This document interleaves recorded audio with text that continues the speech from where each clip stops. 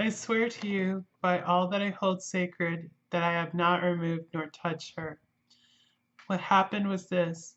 2 nights ago, my friend Seward and I came here with good purpose, believe me. I opened that coffin, which was then sealed up, and we found it, as now, empty. We then waited and saw something white come through the trees. The next day we came here in daytime, and she lay there. Did she not, friend John? Yes. That night we were just in time. One more so small child was missing, and we find it, thank God, unharmed amongst the graves. Yesterday I came here before sundown, for at sundown the undead can move.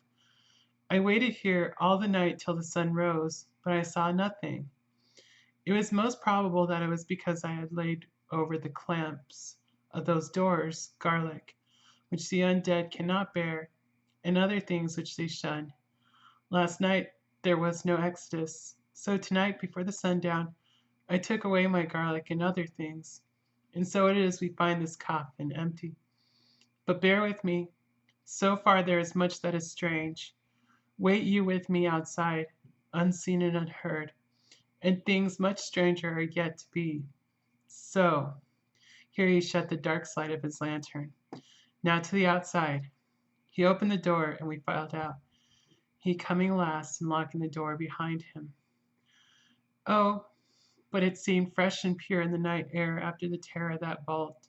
How sweet it was to see the clouds race by and the passing gleams of the moonlight between the scudding clouds, crossing and passing like the gladness and sorrow of a man's life.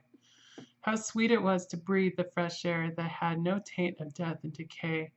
How humanizing to see the red lighting of the sky beyond the hill, and to hear far away the muffled roar that marks the life of a great city. Each in his own way was solemn and overcome. Arthur was silent, and was, I could see, striving to grasp the purpose and the inner meaning of the mystery. I was myself tolerably patient, and half inclined again to throw aside doubt and to accept Van Helsing's conclusions. Quincy Morris was phlegmatic in the way of a man who accepts all things, and accepts them in the spirit of cool bravery with hazard of all he has to stake. Not being able to smoke, he cut himself a good-sized plug of tobacco and began to chew. As to Van Helsing, he was employed in a definite way.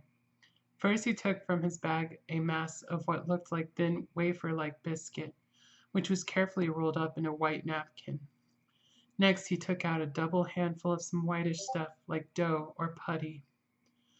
He crumbled the wafer out fine and worked it into the mass between his hands. This he then took, and rolling it into thin strips, began to lay them into the crevices between the door and its setting in the tomb. I was somewhat puzzled at this, and being close asked him what it was that he was doing.